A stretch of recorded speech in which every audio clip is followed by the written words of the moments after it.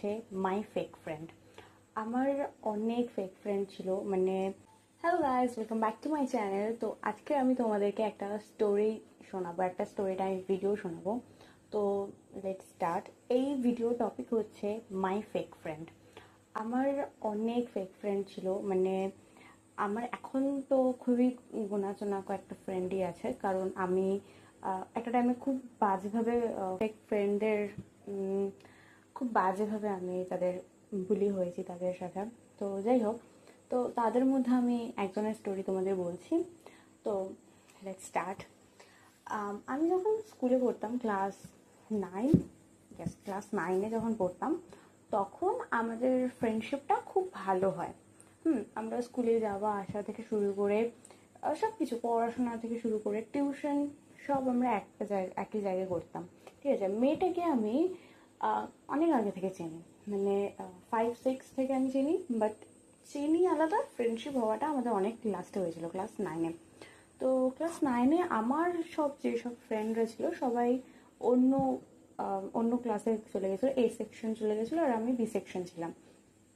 তো বি সেকশনে আমার ওই কয়েকটা বন্ধু হয়, যে কজন বন্ধু হয় তারা খুব একটা ভালো ছিল না, আমার জন্য তো ছিলই না। তো তাদের মধ্যে এই ফ্রেন্ডের কথা বলছি আজকে আমি। তো আমি যখন ক্লাস 9-এ উঠি মানে উঠে 1 মাস, 1.5 মাস, 2 মাস এরকম হয়ে গেছে। তো আমাদের ফ্রেন্ডশিপটা ভালো হয় কবে, তো আমাদের স্কুলে একটা বড় প্রোগ্রাম হয়েছিল, যে 100 বছর এরকম কিছু একটা, সামথিং এরকম কিছু একটা, তো ওরকমের প্রোগ্রাম হয়েছিল। দেন আমাদের তখন খুব ভালো ফ্রেন্ডশিপ হয়, মানে ওই প্রোগ্রামে আমরা পার্টিসিপেট করি, আমাদের জিনিসপত্র নিয়ে গিয়ে ওখানে যেরকম নর্মালি হয় না, যে প্রদর্শনী লাইক হয়, তো ওরকম আমাদের হয়েছিল। তো তখন আমরা ভালো ফ্রেন্ডশিপ হয়, আমরা একই টিমে ছিলাম। তারপরে ফ্রেন্ডশিপটা আরও বাড়লো, আরও অনেক তাড়াতাড়ি খুব বাড়লো।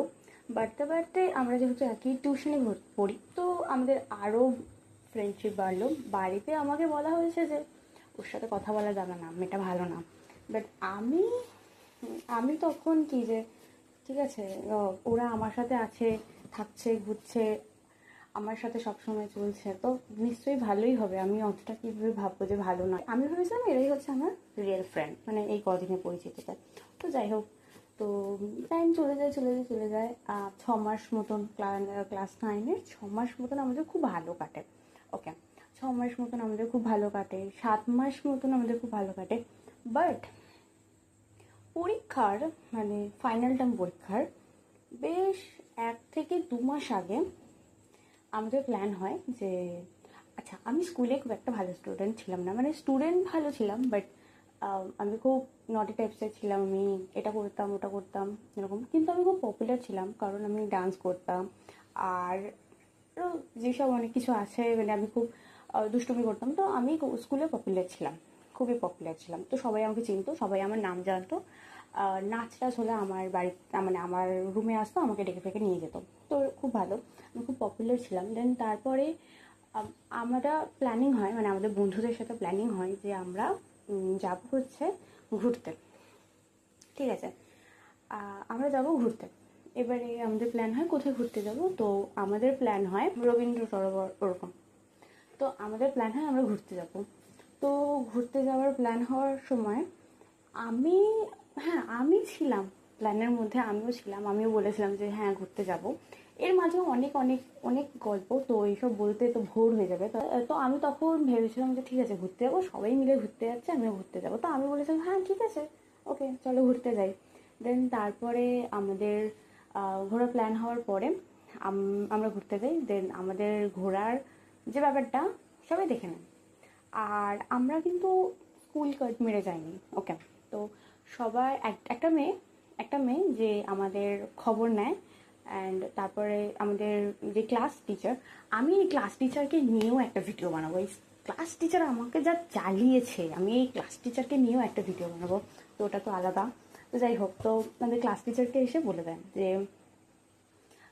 অঞ্জলি আর ওর যেসব বন্ধুরা আছে, আমাকে আমাকে সামনে রেখে অঞ্জলি অ্যান্ড ওর যেসব বন্ধুরা আছে সবাই মিলে ঘুরতে গেছে।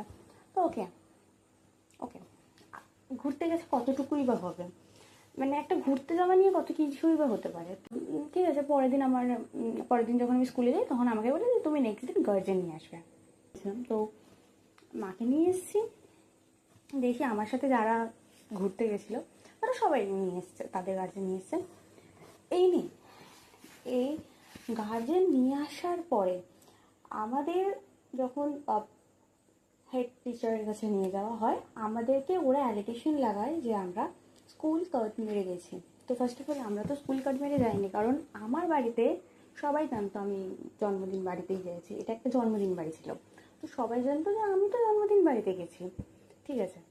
কিন্তু মানে ওরা এমনভাবে পোর্ট্রে করেছিল আমাদের ক্লাসে একটা মেয়ে, যেই মেয়েটা এই সব কিছু বলেছে না, সেই মেয়েটার উপরে আমার খুব রাগ হয়েছিল, খুব রাগ। কারণ ওর সাথে কোনো আমার শত্রুতা নেই, কিন্তু ও আমার সাথে পদে পদে পদে পদে যা করেছে, উফ, আমার লাইফটা পুরো হেল্প করে দিয়েছিল সেই টাইমটা। আমি ক্লাস 9-এ, সেই ক্লাস 9-এর ওর পর থেকে, মানে ওই ঘুরতে যাওয়ার পর থেকে আমি এত বুলি হয়েছে স্কুলে, খুব বুলি হয়েছিলাম। তো যাই হোক, আমি গার্জেন কল হয়েছে, হওয়ার পর আমাকে নিয়ে গেছে, নিয়ে গিয়ে আমাকে এরকম শোনাচ্ছে যে, আমার মাকে শোনাচ্ছে যে এই করেছে সেই করেছে, ঘুরতে গেছে, এই করে সেই করে, কোথায় না কোথায় চলে যায়, স্কুলে আসে না, স্কুল কাট মারে।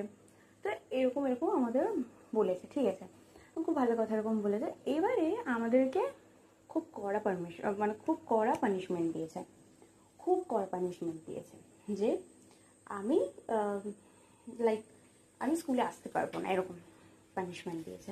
তো খুব ভালো পানিশমেন্ট, শুধুমাত্র আমাকে দেয়নি, বাকি জনকেও দিয়েছে। এবারে আমি আমি কিছুই জানি না, ঠিক আছে পানিশমেন্ট দিয়েছে। এবারে আমার মা স্যার, আমার মা কান্না কান্না ভাব করছে যে এত বড় পানিশমেন্ট, এটা খুব বড় একটা পানিশমেন্ট, যে পরীক্ষার আগে হলেও আসবে না স্কুলে। সেখানে দেখি আলাদাই গল্প হচ্ছে। আমার পাশে যে আরেকটা মেয়ে ছিল, মানে যেই ফ্রেক ফ্রেন্ডের কথা বলছি, সে তাকে ম্যাম, যে ম্যামটা আমাদের ক্লাস টিচার, জিজ্ঞেস করছে যে এই সবের প্ল্যানিং কার মাথা ছিল।